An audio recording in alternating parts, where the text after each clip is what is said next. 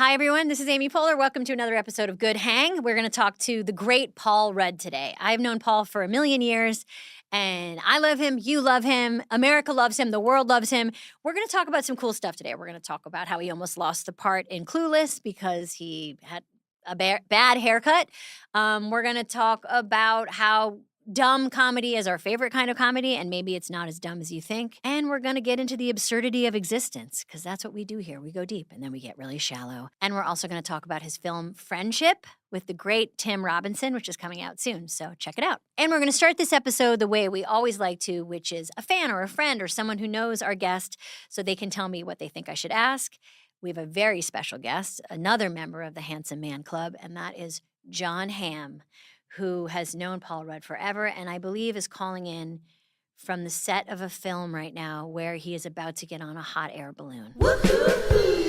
This episode is presented by the Toyota Grand Highlander. Life is going to throw grand challenges your way, and the Toyota Grand Highlander is ready for them. You can choose from 3 different powertrains: gas, hybrid, and the available 362 horsepower Hybrid Max, all with available all-wheel drive and towing capacity of up to 5,000 pounds. But what you really want to know is how good will it look? Well, the Toyota Grand Highlander is now available in a hybrid nightshade special edition with gloss black accents and 20-inch black alloy wheels. So it'll look pretty sweet in your driveway. From daily routines to life-changing adventures, it's up for every grand challenge. Learn more at toyota.com/Grand Highlander. Toyota, let's go places.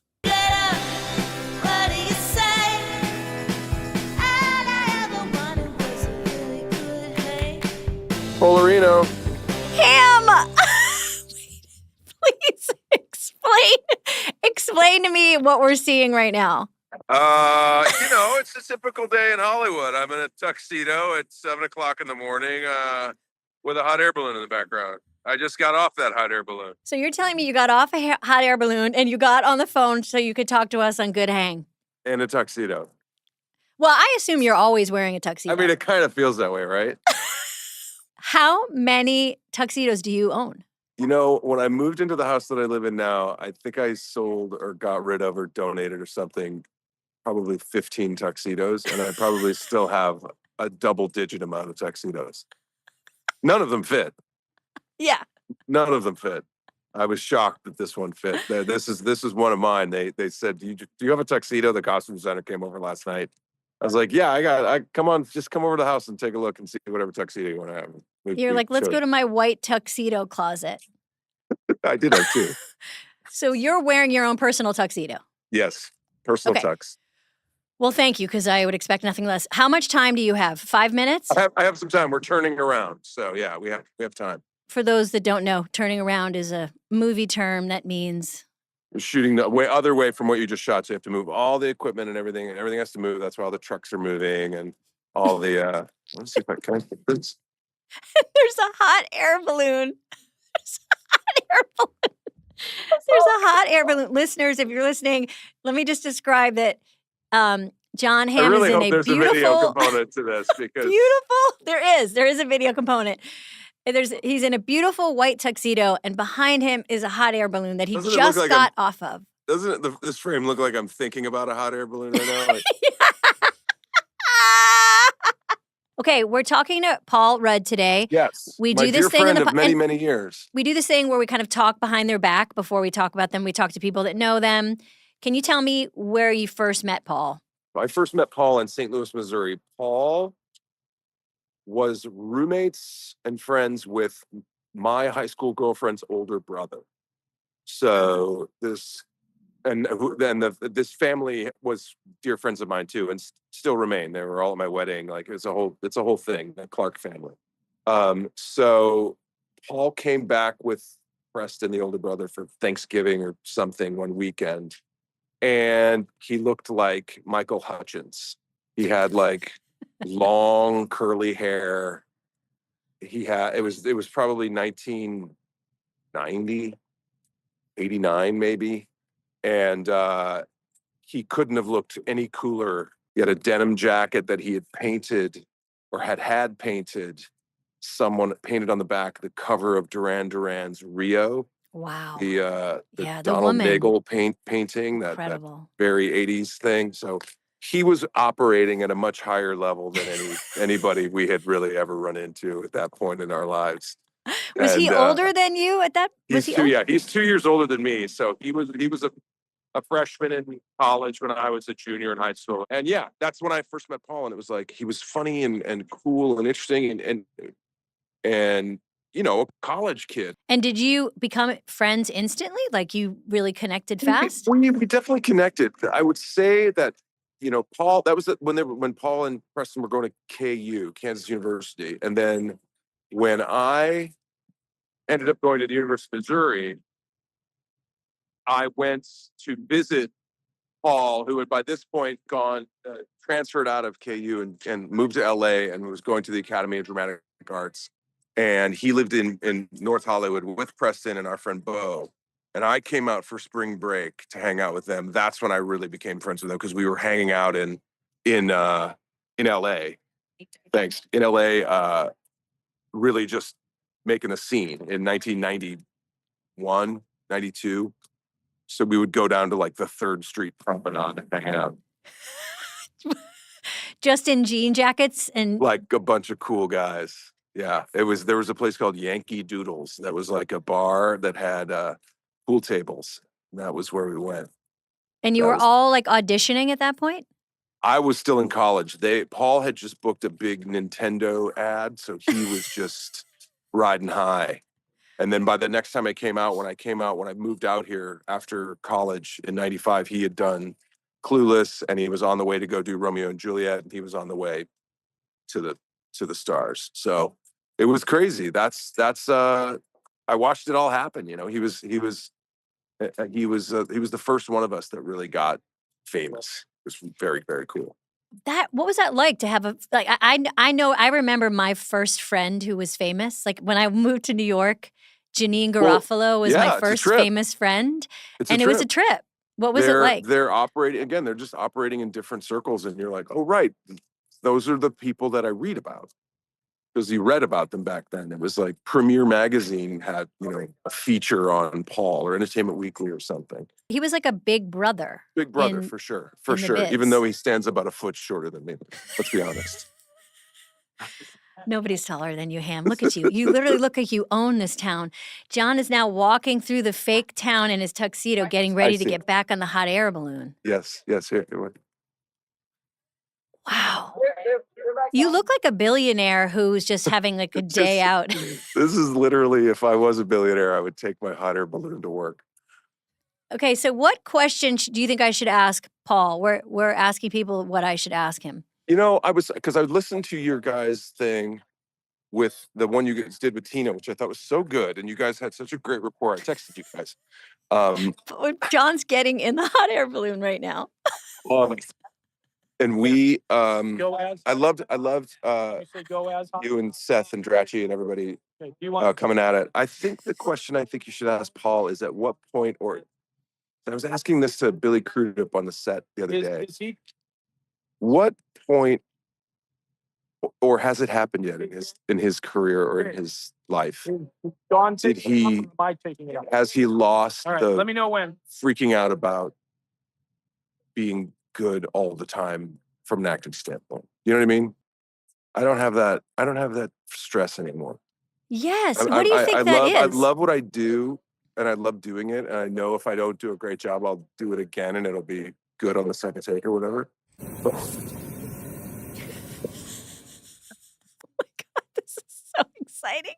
Guys, listeners, John is he's rolling, I think. Are you rolling? Going up. Yeah, we're about to roll.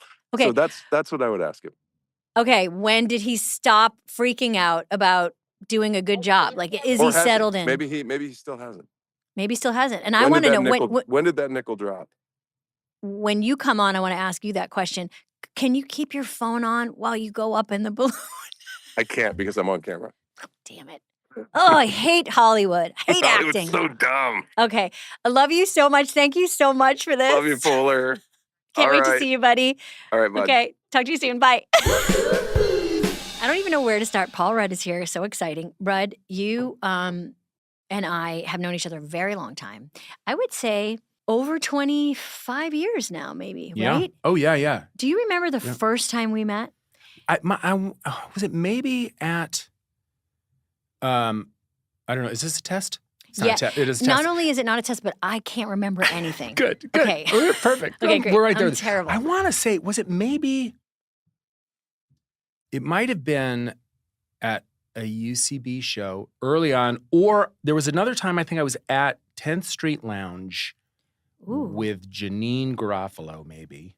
my first famous friend. Yeah, it was around that time. Because we kind of both moved to New York somewhat around the same time. When did you move? Like 95, I think. So, Yeah. 95. Right from Kansas, you moved? No, I was in California.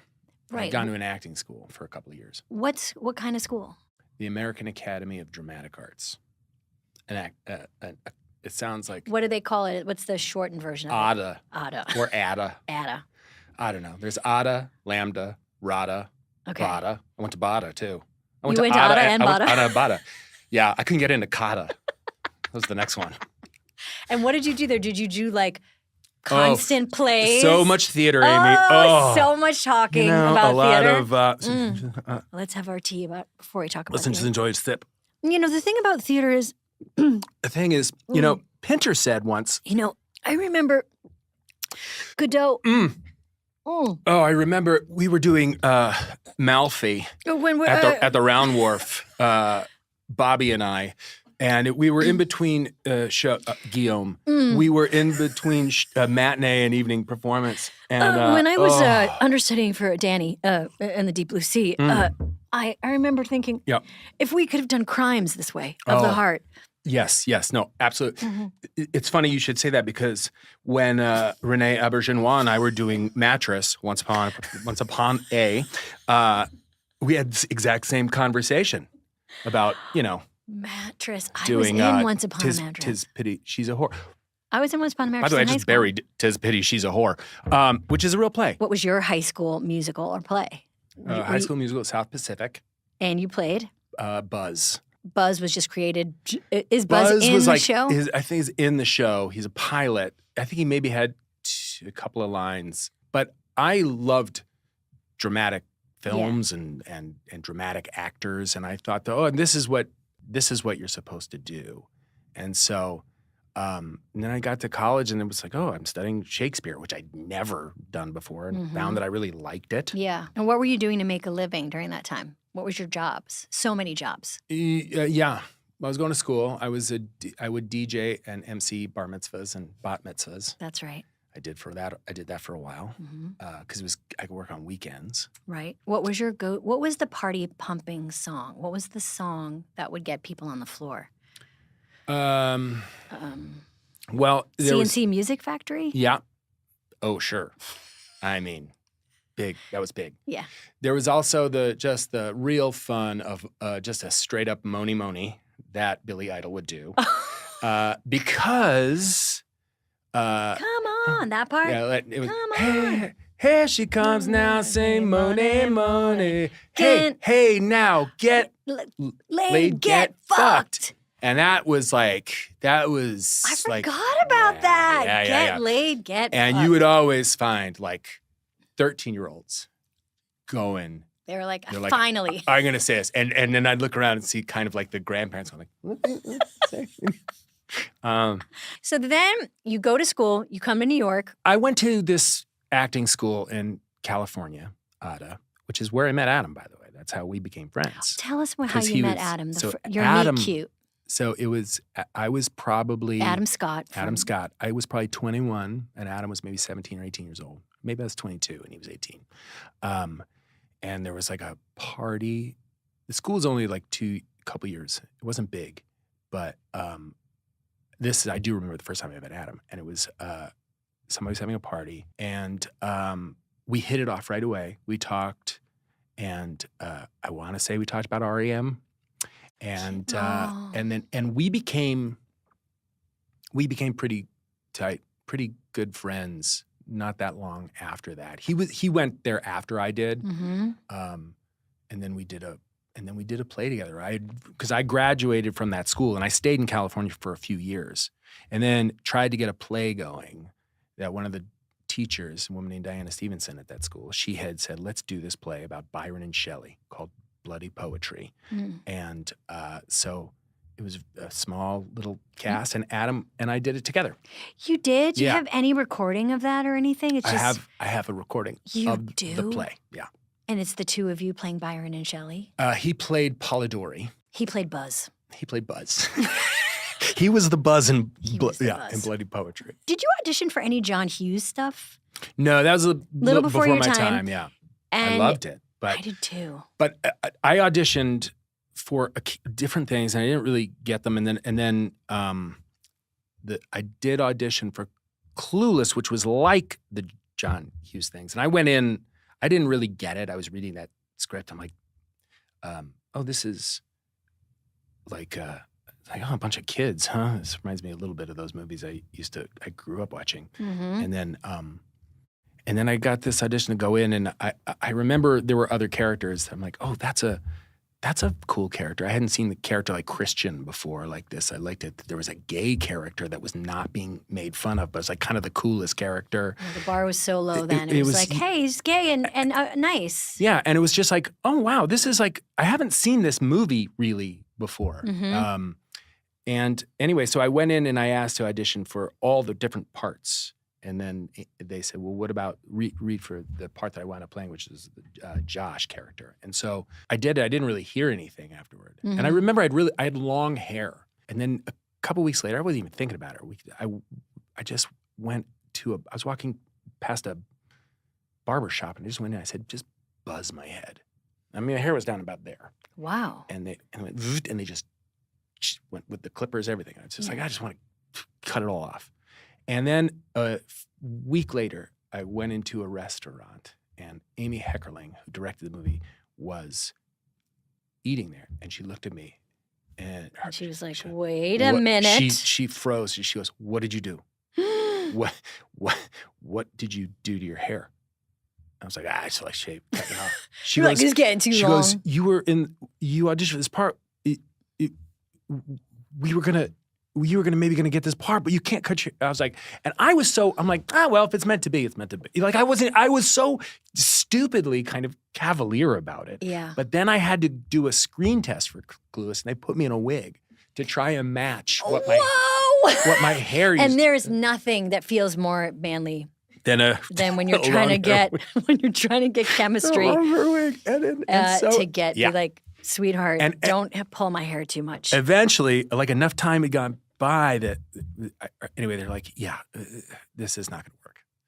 Just grow your hair out. And so they skipped the wig, and by the time it got to filming, my hair had grown enough that it worked okay. That's an amazing story, because what it says to me too, though, and I find this about you as a person, is like you do not have a grasping energy when it comes to work. Like you care about it very much. It's really important. You choose things wisely. You work really hard when you're there. But I don't get a sense from you that you are, I don't know, there's a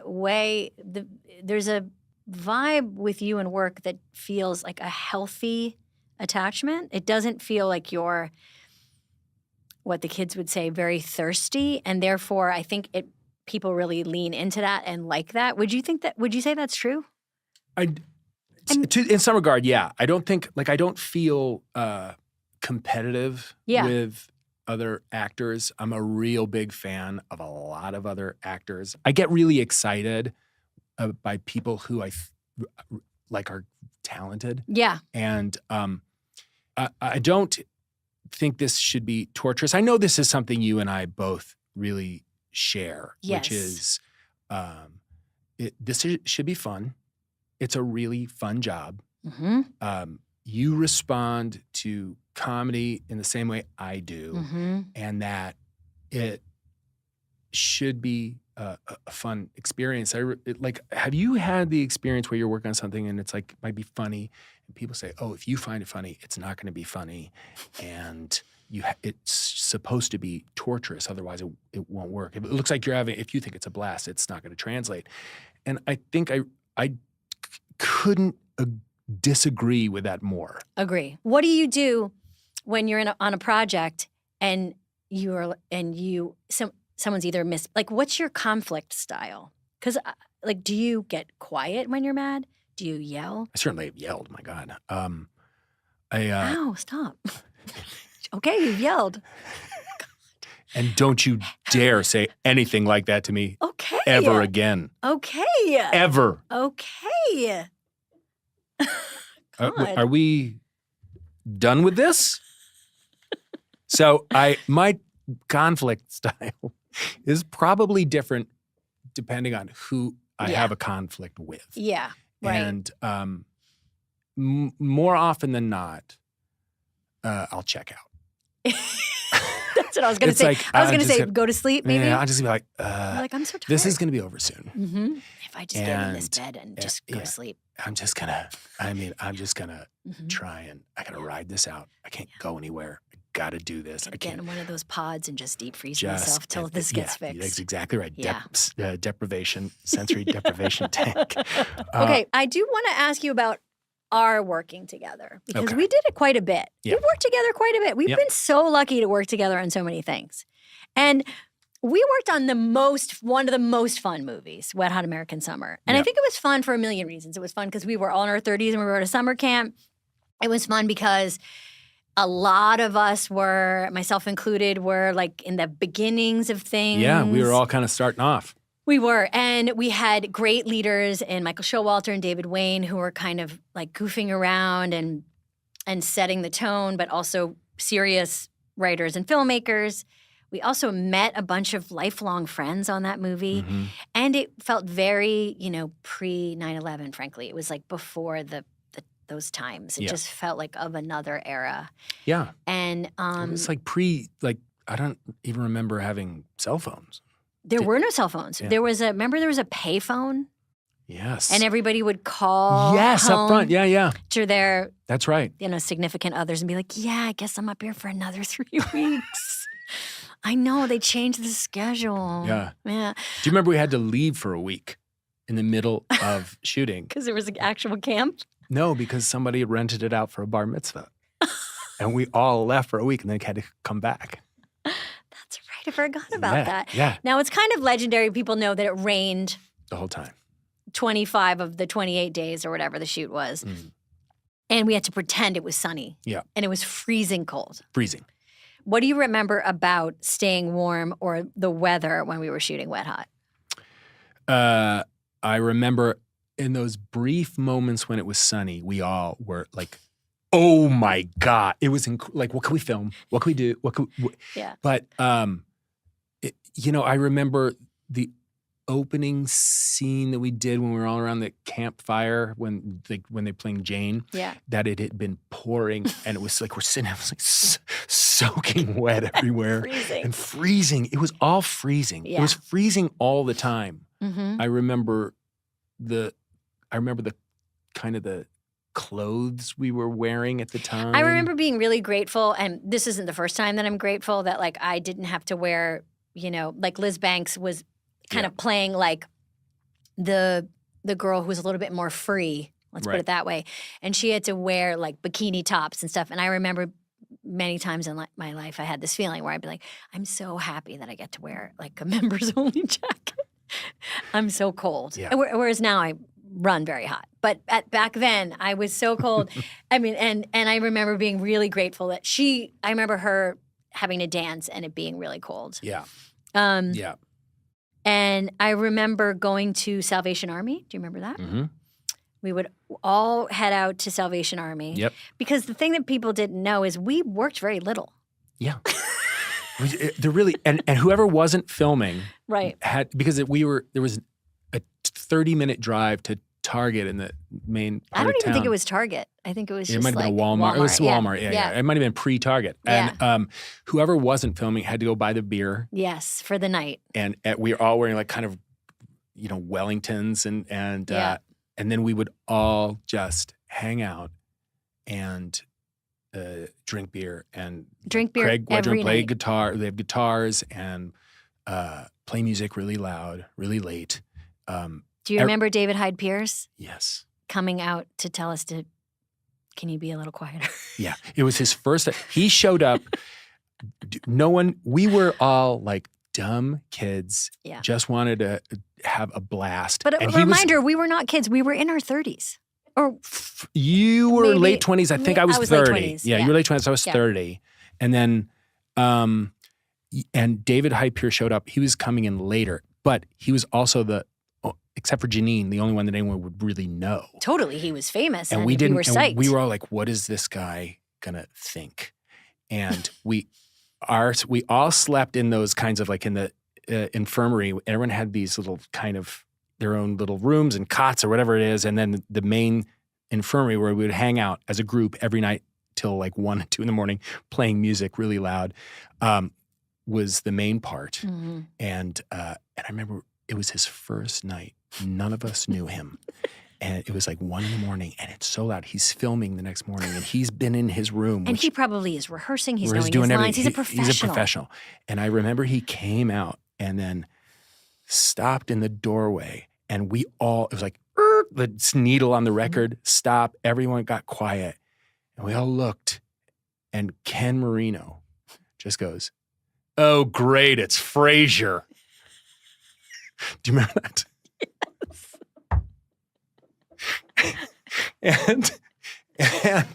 And David Hyde Pierce is like, "What are you guys doing?" Like he was so fun. so fun and cool, and He's so fun. and it was just like, oh, thank God. Yeah, he was the nicest, most loveliest guy. He was the best. But he definitely was like, "What's happening here? Yeah. What's going on?" And we were like, none of us are working.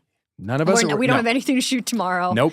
We're here. There's no we're just- cell yeah. phones. And then whoever did have to shoot, we'd all just go watch their scenes. Just go watch We just it. go watch it. It was like it was being at camp. Yeah, it was. It really was. I'm having a Ken Marino memory.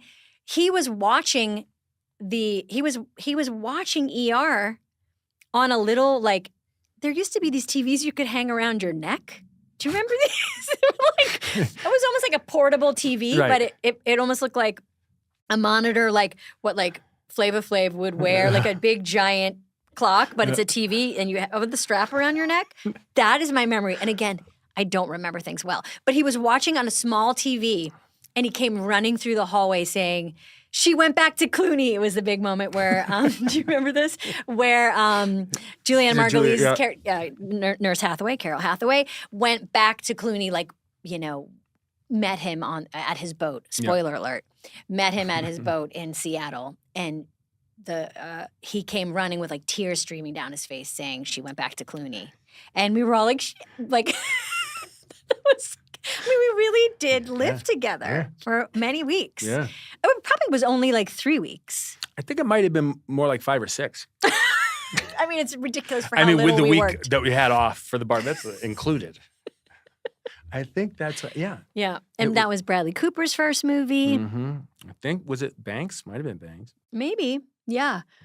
And that was just there were so many great people. But I don't remember like filming scenes and everyone's like kind of watching. Yeah. And you were the one that I would go to, and I'm like, was that funny? How, was that kind of what? I really valued your opinion on everything. And I would go. I'd say go back out there, do it again. Do it again. I'd say I didn't feel Ask for another one. I'd say yeah. Paul, you want to ask for You another? want to ask for another. You want to ask Go for ask for another one on that, Paul. You want to ask for Okay, then we made a movie called They Came Together. mm-hmm. Such a fun movie. So For fun. people that haven't seen it, which is probably a lot of people because it was kind of a small movie. Yeah. It was like a fake rom-com. Yeah. And it was taking all the tropes, a David Wayne special, taking all the tropes of like what is funny about those movies. And I would say we just screened it again we just had like an anniversary. It was so fun. Oh man, I wish. And I watching could it have been again, it was like, you are perfectly cast. I would probably not cast. I would not be cast in a rom-com in that part. I would be the friend in a rom-com. I don't think I would be able to pull off the rom-com. I don't have the symmetry for it. But what is so... I disagree, but go okay, ahead. thank you. But little slow on that. But Well, I didn't want to interrupt you. okay, thanks. But what is so fun about it is so stupid. And this most stupidest movie ever. And don't forget, in the middle of that movie, it stops to have a music video with Nora Jones, Yeah. who sang the song from that movie that Adam Scott and John Stamos show up Yep. and do cameos in Yep. because they come to the studio. Yeah. The And video for the video for the song that's the song the on the soundtrack of the movie is in the middle is in of the middle movie. of the movie. And then it's Paul so Rudd and Amy Poehler, the actors, show up to be like, "What's happening Yeah. here?" And we're wearing sunglasses. yeah, and And a then soul our- patch. You had a soul patch? Yeah, and a Okay. soul patch. And Yeah. but it's like us in our street clothes. In our street clothes, and then our buddies also come to Yeah. like play with some of the buttons. Yeah, they're in this not mixing boards, and we're just like hanging out, goofing around with Nora Jones. Professional, and then- incredible musician. Yeah, and then after the video ends, it just goes right back to the movie. Yes. How did this movie get made? So stupid. It's so dumb. It's so fun to watch again. Oh. It is so dumb. I mean, and I know we share that, like, that feeling of dumb. It's like I can't. It's hard to explain that feeling of. I mean, well, I guess everyone understands it. That feeling that you have with your friends when something is so stupid Mhm. and so funny. Oh, I think it is truly like the opposite of your own mortality. Like it feels like you'll live forever when you're laughing at dumb. Does that make sense? it makes total sense. It's the greatest. And that endorphin, Yes. everything, it just kicks in, and you're like, oh, this entire life is absurd. Yes. All of this, That's right. everything, the absurdity of existence. Yeah. What are you listening to, watching? What makes you laugh right now? All kinds of different things. I suppose when people talk about like comedy specials and stuff, I always say, oh, have you seen Patrice O'Neill, Elephant in the Room? That's one of my favorites. So funny. It's like the fact that that we lost Patrice O'Neill when we did, where I feel like he was on the verge of just being the guy, is just heartbreaking. Mm. I think he was just so I feel funny. that way about Bernie Mac too. Yeah. Really, really, really funny. Gone too soon. And that's one of my favorites. What I one of the things I just I always seem to watch. I mean, I like little memes and things that get passed around, like the guy jumping into the pool that it's frozen over and he doesn't know it. He just like wipes out. And it's like, that kind of stuff is people falling. Forget it. I love it. But I love. I always go back to news bloopers. Oh God. Let's just watch. Hold on. Let's just watch a few. Great. Do you have any that you remember that like I can Google? Well, there's just Oh, something God. so beautiful and great about people that it's the news, it's serious. And when something goes wrong, You know the gay blind one? That one is that incredible. is the most incredible one. I've watched that so many times. It's 4 seconds. Okay, The blind It is. mountain climber. Right after the break, we're going to interview Eric Weihenmayer, who climbed the highest mountain in the world, Mount Everest. But he's gay. He's blind. So we'll hear about that coming up. Okay, as we head to the break, a look Okay. at Okay. Okay. And as we head to the break, wait a minute, because in her like, oh boy, I just messed up. And he is like, I'm just going to pretend that didn't happen. Okay. Okay. So, all right. Oh my God. I'm sorry. Gay. I'm sorry. Blind. He's blind. So I will. love bloopers. Bloopers? I feel like we grew up with bloopers. Nothing. When I see people really laughing and really like there's in those news bloopers, there's one, it's these two guys, they're speaking a language I don't understand. Okay. It's like, I don't know what, by the way, some of the ones in that like news in other countries. Ooh, I don't even think to look for that. I'm gonna. I'll I'm go gonna in, look for I'm gonna that. go like best news bloopers of 2023 or 22. I've seen them Okay. all. Like global news bloopers. That's what I'm finding right now. I will watch those over and over again. But there's like one where these two guys and somebody says something, and I don't know what he's saying, but the other guy says it, and he starts laughing, and they both start laughing, and they are crying, Oh, and they're on the God. ground crying, and I don't know what the hell they're talking about, and I'm tears because there's God, I do love it. God, I love that. you know Why do we love? because I there's think. something. It's the opposite of pretension. Mm-hmm. It's pure joy. Mm-hmm. It's it's defenseless. It's the purest It's celebratory. My wife has said before, and this is such a good idea. She goes, they should have like in hospitals when people are getting going for like chemotherapy or whatever, and they're sitting in the chair for hours. They should have on screens all around just bloopers from people laughing. And That is a great it's idea, a great Julie idea. Rudd. It's Great a great idea. And I agree. Like if I see people laughing really, really hard, I'm done. I love it so much. I love it so much. It's the greatest. Me too. Speaking of laughing really hard, and speaking, I think, of a show that did help a lot of people during hard times, you were on Parks and Rec. You only did 5 episodes. Do you know that? I know. But you played a character that stood the test of time. I mean, if only we had Bobby Newport, just a guy who wants to be liked. Yeah. And Yeah. who, I know, if only, right? I mean, Bobby at the time, means well, just doesn't quite grasp any of it. he wants to go to the after party. Yeah. Bobby Newport, played by you, was the rich son of the Sweetums family, the family, the Newports that owned the big factory in the fictional town of Pawnee that Parks and Rec took place. And Bobby Newport ran against Leslie, and it was like what Bobby had that Leslie could never get was that, gee whiz, like, I can't believe I fell into this. Like, I just want to have a good time, you guys. Yeah. I think that's even a line that's how Bobby feels about abortion, isn't it? Oh, yeah, right. What did he say about So abortion? I guess my thoughts on abortion are just like, want everybody to just have a good time. Just that want right? everybody to have a good time. That's all. I mean, come on, guys. What?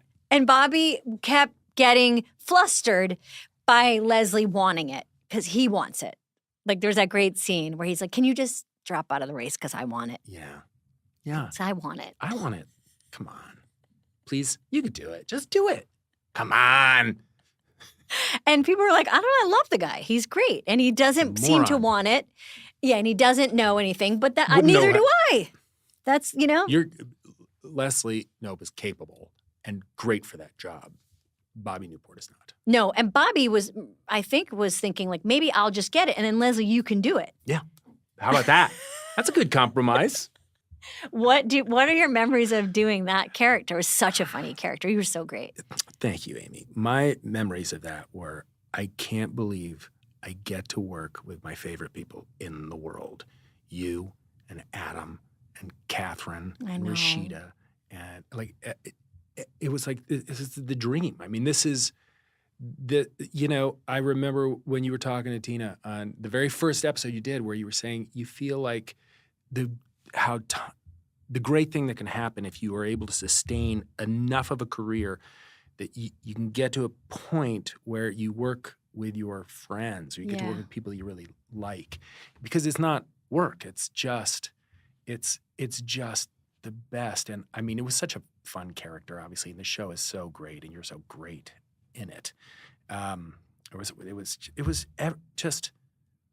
It was a dream. Yeah. It was a dream. And, and I was, I loved it. I loved every second of it. I Yeah. loved hanging out with all you guys. It was so fun. It was really fun. It was, and it was. Those scenes were so funny. Like you got to do the stupidest. Talk about fun, stupid. It's the stupidest stuff. Yeah. Well, there's nothing funnier to me than unearned confidence. Yeah. Like just somebody who feels like they've, it's like, I've got it figured out. Mhm. And it's like, no, you don't. Yeah. But if it's like nice unearned, like if it's fun, it's really funny if it's not nice unearned confidence. But that was the thing of like he had a lot of kind of unearned confidence, but he was just dumb. Yeah, he wanted to He have a was good sweet, time. though, but he's a He nice. was sweet. He was sweet. He was sweet. And that was that's a fun thing to get to play. That's a Yeah. fun kind of character to get to play. Would we describe him as like guileless? Is that the word? Yeah, I think that's a good way to do it. Yeah, Yeah. I know that word, so Yeah. just wanted That's to a really know. good. By the way, of course you do. Fucking great word. You guys a fucking great word. Fucking great word. God damn. It also was really cool to watch you and Adam in scenes together because you have you been in a lot of stuff together? Not a ton of stuff. I know, and It's weird. He's like kind of like my closest, oldest friend, and we haven't done a ton of stuff together. Like, would you ever do a movie together? I'd love You it. should. He's such a good actor. He is. He's a really, I mean, clearly everyone's obviously He's such a recognizing good actor. this. I mean, and I they've used known to this say for a long that to time, him in real time when he was acting. I'd be like, "You're acting so good," and he'd be like, "Shut up, we're in the middle of the scene." But I'd be like, "You're acting so good." Well, he's one of, he's so good. And He he is. really can play very complex emotional scenes. Yeah. And you really kind of know what that character is thinking. But then he also has a way of being able to kind of have this kind of emotionless removal of whatever he's doing. That's Well, really that is- interesting, which plays into Severance, I think, very well. You can do that too. To be a movie star, you have to be able to make your face still. You have to be able to just like get the machine on like neutral, like It's for everyone eyes, to project. and he's very good. It's like a Greek Yes. mask kind of thing. And Yes. so Adam is great at that. And the one thing that I always thought with Adam, like when I met him, is he's the funniest. He's got the driest, kind of most irreverent sense of humor. I mean, it was that's how we became friends, because of just Yeah. we liked a lot of the same kind of jokes and things like that. But I just watched the Severance finale and I texted him. I was like, "You are so good at acting." And then he was like, "Oh, thanks. I'm glad you watch it." And I was like, there was so much running. Like, I haven't seen it yet. I haven't seen. I've haven't been seen the away. finale? No, so it hasn't been spoiled. no, I'm staying away from everything. I don't look at my Dang. phone. I don't do. That's why you can't be on TikTok. If you're on TikTok, you got about an hour, Yeah, and then It's like- there's it's- audios made of yeah. what he I know, said and at the end. I know. Yeah. So yeah, I've been able to avoid all that, and I've told him I haven't reached out to you yet Because you're I haven't saving seen, it. I haven't seen it yet. And you're just edging. You're not gonna watch the finale because you're like, I'm not gonna you're watch. like, By the way, I'm not gonna really watch season 2. yeah. You're like, well, we'll see. I'll tell him he was great in it. But I mean- anyway, but he really is terrific, and you know that better than anybody. Well, this is a perfect segue to male friendship Okay. because you have so let's chug. Hold on, let's chug our tea. Chug it. I mean, that is such a good. I think I'm out. Let's get 6 more teas. I got to cover this so for a sponsorship, no one knows what I'm drinking. You can't see any labels. You can't know. The inside of my mug is filled with labels. but the I'll lose that outside- cap in case someone figures And it out. then, by the way, this is some. I should say this is my. Oh my God, Paul's peeing under the desk. Look, this is a long podcast, and I want to walk away and interrupt the flow, so to speak. Have you ever done that, like on a trip, peed in a bottle? Never. I have. Really? That's great to hear because you are. I mean, there's not a lot of straight men. Like you're the first. There's a few. few. I guess there's a few, but you are a straight white male. I mean, so I feel seen.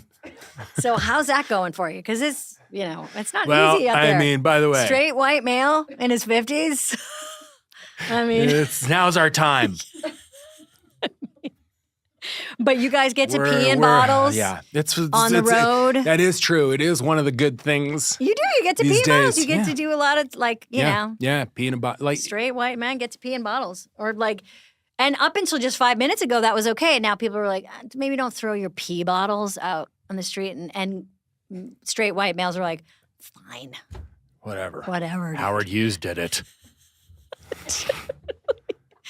But straight, you have a movie about 2 men and the friendship between them with the great Tim Robinson. And it's called Friendship. Yeah.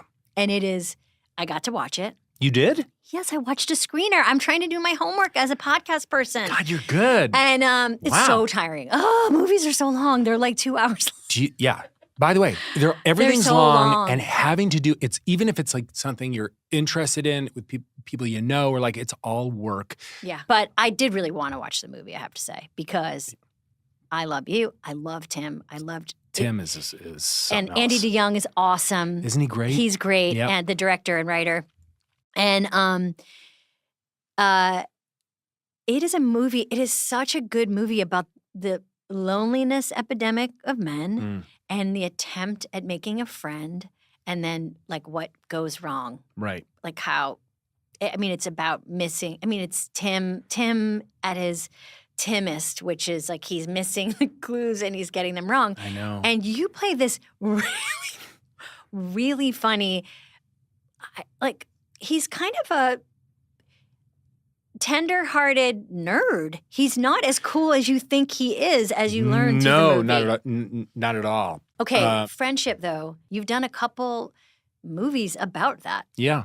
One thing that I feel like I've always had, like I've been good at in my life is picking friends. It's the one thing that even like when I was in grade school, and I was not like I'm friends with everybody. Like I was not that kid at all. But I could recognize like nice people. And so my whole life, all my friends were kind of funny and nerdy in all the ways you want your friends to be nerdy and decent. And so I just want to it's like you want to hold on to the people you care about. And the other thing too is, you and I were talking about this. I think in a way we live weird lives because they're public lives, and it can be a little overwhelming, and with the noise of the world and the noise of this job and everything else, is you kind of want your world to be smaller. Each year that goes by, I just kind of want it smaller, and I want the important stuff to count. And to me, the most important stuff that I've learned, probably because I'm now 55 years old, is that the pinnacle, the height of it is just being with the people that I love and really laughing with like a bunch of friends. Yes. It's the greatest. It's the best thing there is. I know. And so that is, I just always try and cultivate that.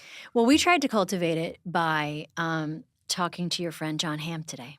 Oh, So we have another longtime friend. I know. I've known John longer than I've known Adam. And it sounds like you were a big brother to both. Like you're a couple years older than both, right? So we do this thing where we kind of talk well behind somebody's back and try to figure out stuff that they think I should ask you. So we talked to Hamm before you came in today, and John Hamm from Mad Men, and for those 5 people that don't know who I'm talking about. And let me just explain what he was doing when we spoke to him. He was wearing a white tuxedo, his own. Yeah. He was on the set of a movie, which I think you might also have a part in at some point, or maybe we'll see. Yep. Yeah. He was working on a film, and he was getting off of a hot air balloon that he had just been on. And he spoke to us in the 10 minutes before he had to go do another take. And so he spoke to us as he got on the hot air balloon about you. Oh my God. Amazing. That's incredible. Incredible. And he was really sweetly talking about the first time you met. Long hair. You had your long hair. You had your jean jacket, and you remember what was painted on it? Yeah, that I had painted on the back of it? Patrick Nagel. Yeah. You had painted it. I painted it. Okay. I'm like, I need this. I want to get a good acid wash jean jacket, but it needs a Patrick Nagel print on the back, and I'm just going to have to paint it myself. Yeah. Beautiful. He remembers that. He was the coolest guy ever. And he was talking about how you guys met. And it was very sweet because it made me think about both Adam and John and you have known each other a really long time. I've known John since he was, I want to say maybe about 16 years old. What was a 16-year-old little Ham? Although, was he ever short? But no, he was he might have been 16, 17, around there. Yeah. He was, we'll talk about the coolest guy in the room. It was not me. I recognized that in him right away. He was really handsome. He was smart. He was athletic. He was all of these things. And I know all of this because he was friends with the girl that I liked. That was how Was he with the girl? Yeah, they used to go out, and then He got the girl. Yeah, but they knew each other for years and years, way before me. And but I was always a little bit like, okay, this guy. Yeah. Oh, how do I compete with that guy? And you were like, I'm going to grow my hair. Yeah. And I'm going to get her away from that jock. Yeah. I'm going to grow my hair. She's going to look at my hair and go, wait a minute. Do you know Michael Hutchins? It's funny that you say that because Ham described you as like Michael Hutchins. Michael Hutchins. Well, that's high praise. But but I like what you're doing. You're Coolest like, I'm guy going to there go the other way. I'm going to be the art guy. Well, I was, I was certainly drawn to that. And I think that was probably because I didn't have the ability to be the other guy. Because Ham was the sports guy? Ham was sports, and he was just, I remember I have such a vivid memory of all of us playing Trivial Pursuit, and I'm just meeting John. The girl that he was friends with, that I was dating at the time, we're all playing. We're playing in teams, and he would roll and immediately go like, "Oh, sweet, I'm going to go to history. I'll go to yellow." Oh yeah, that's a power move. And then it's not art, not pink. Not pink. I'm going to entertainment every time. Of course. And he's like, questions about Dallas. This guy is going to yellow. Yeah. And then all of a sudden, it's like he gets a question: what's the biggest lake in Africa? And he's like, Victoria.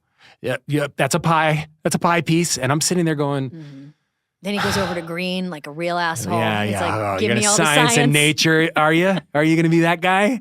And so I was so kind of. Here's what I do remember.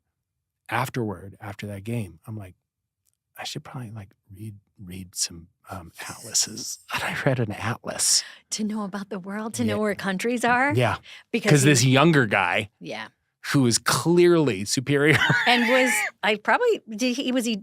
you were dating? Yeah, but they were friends, so I was a little threatened. Wow, that's so. And I want to get this girl on.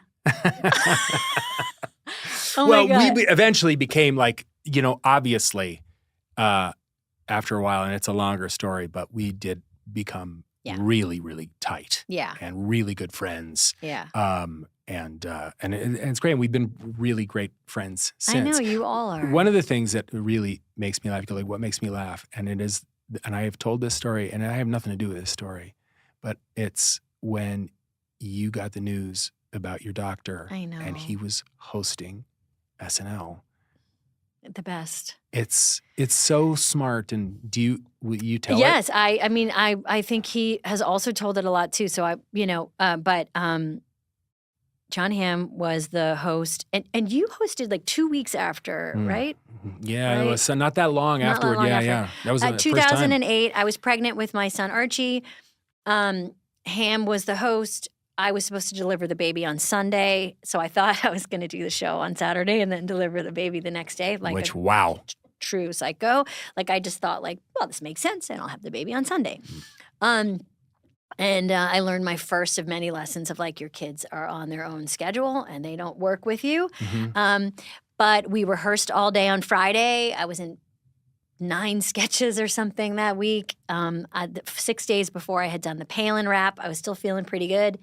John was the host for the first time. Friday, we're shooting a Mad Men pre-tape. I get a call that my OBGYN has passed away. A wonderful doctor who was in his 80s, who was this incredible doctor. He passed away, and I burst out crying on the phone. And when you see a very, very pregnant person hysterically crying, it's very scary. Yeah. And the whole crew gets really quiet, and I go behind a partition to talk. And I find out the news, and I come out, and everyone's like, "Are you okay?" And I said, "Oh my God, my OBGYN just died. He just passed away of a heart attack last night." And it gets really quiet, and Hamm leans in and says to me, "This is a really big deal, and I need you to get your shit together. This is the first time I'm hosting, and I need you to fucking..." It's a big week for me. It's a big week for me, gotta and pull if it you do together. it, pull it together. And I go from crying to laughing so hard that, like squirts, like squirt tears Brilliant. come out, and I start laughing, clapping and laughing. And it was so fun and funny, and again, a great example of life is what you say it is, right? Yeah. It's life is what you make it and what you say it is. And he made me laugh so hard. And I went into labor that night. And I think a lot of it was that. Because of the emotional roller coaster, the Roller release coaster. of that. And I think it's also not just a testimony to him, to you, that he knew that it's like, you're going to find this funny. Yeah. And it's because that's you. Yeah. I mean, he was so great in that episode. And in fact, Seth Meyers and Lonely Island have a great podcast you should check that out, about that Ham episode. It's really good. And they talk about all that stuff happening and how everyone had to fill in, and Seth had to do Update Alone, and it was like this incredible night. I remember. And he did the... I know. Yeah. Incredible night. Yeah. And kind of a big day for me too. Because I delivered a baby. Wait, what? Yeah. Not to brag. Not to brag. Wow. But Ham wanted me to ask you this before we go. Do you still worry about doing a good job every time you're acting? Like, and I think the deeper question there was like when you get to a point where you can approach a job without that worry about whether or not it's going to go well or you're going to do well. Are you there? And if so, how and when did you get there? Yeah, no. I still worry. I sometimes think like, I think I'm getting worse at this. Mm-hmm. If you can get worse at this. Directors, listen up. Yeah, no. There are times when, it's a strange thing where it's like sometimes on one day or something, you feel like, oh, this is, I got it. I know how to do this. Yeah. I feel like I've really kind of figured some things out.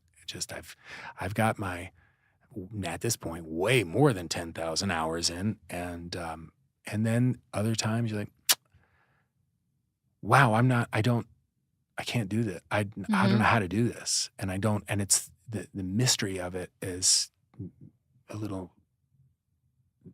frustrating and bewildering. And so I do feel, I don't have a handle on it all the time, but I do feel also more relaxed about aspects of it. I know how some of this stuff kind of just the technical sides of things, how they work. Mm-hmm. I understand editing. I understand how, like, I can do a scene. It's like I'm picturing it as how the editor will see it, or a director, and where you would do a cut point. And these certain things you just learn over time. But I don't ever feel 100% comfortable. I don't think. Do you ever watch a scene and think, oh, I wish I did that differently?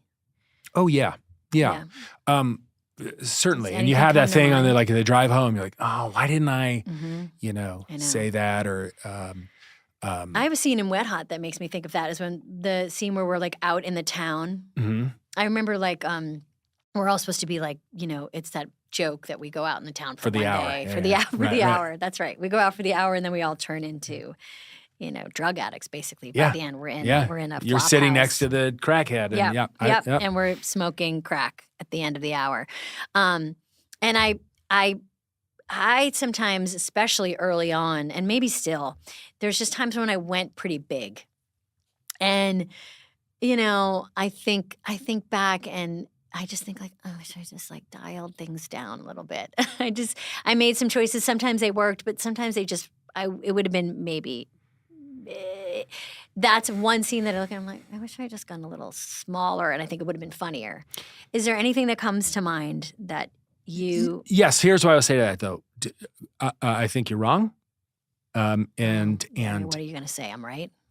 What are you going to say? I think you're hilarious in that scene. Thank you. But it's a little big.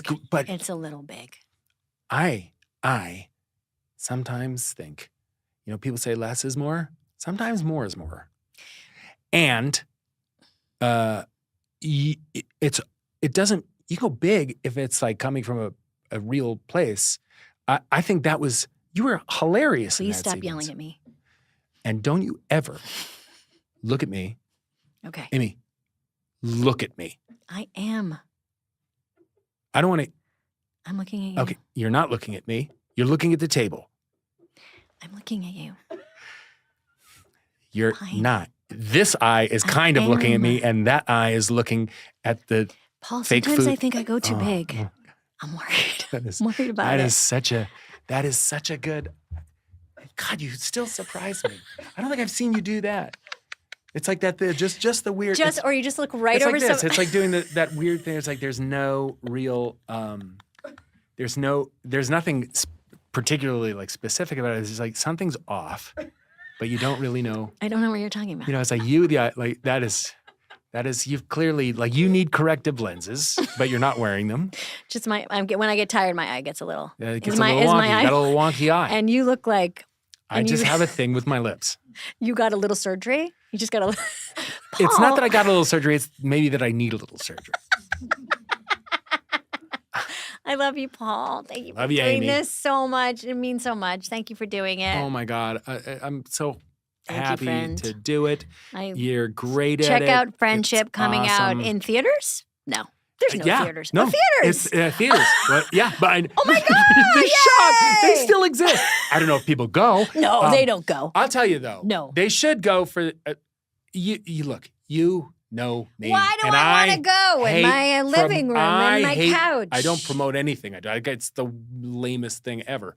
I don't ever want to talk about it. We didn't Yeah. even have to talk about this, but I will say Tim Robinson is freaking hilarious. He's a He's genius. he really is like kind of the He's guy. Hilarious. I got to see this movie in a theater with people, and I was like, oh my God, I forgot what it's like to see something that like everyone is laughing at, like and having that kind of shared experience. And it was really, it made me so happy and also and like nostalgic. And, and like almost sad. Yeah. It's like, oh yeah, this used to exist.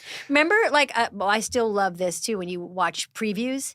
And there's always some joker that's like, no thanks. Yeah. I was like, like, oh God, I love that. Even just someone going like, woo. I remember as a teenager seeing Footloose. Oh, I saw that in the theater 7 or 8 times. I saw it in the theater. It was so good. I went back and watched it the next night. I Yeah. went twice. Yeah. So many times that movie in the theater. I got to get Kevin Bacon on here. Oh, you've got to. Footloose is Well, Ren McCormick in the jump back. So I remember this scene where John Lithgow hits his daughter. Oh, Laurie Singer. And hits her. And then it's shocking. And it cuts to the next scene and he feels terrible. And he's saying to his wife, Diane Wiest, I've never had anyone in my entire life. And somebody in the back row goes, liar.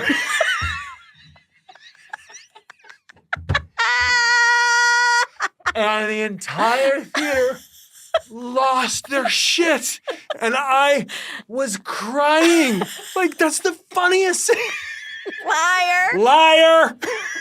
And to this day, I still think of it. Yeah. And it's like I was 14 years old, however old I was, maybe older than that. But like,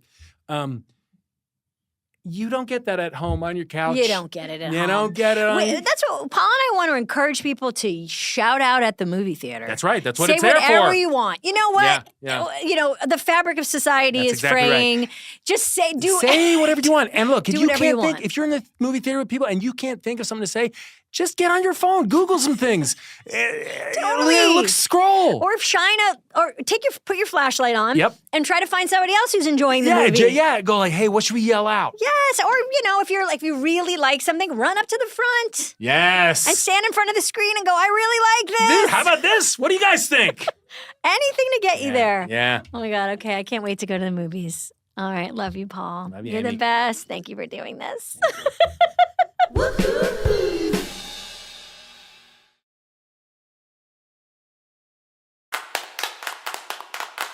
I realized with both John Hamm and Paul Rudd, I mentioned Janine Garofalo, who was one of my first friends in New York. And like I said, kind of the first person that I met who I had seen on TV first.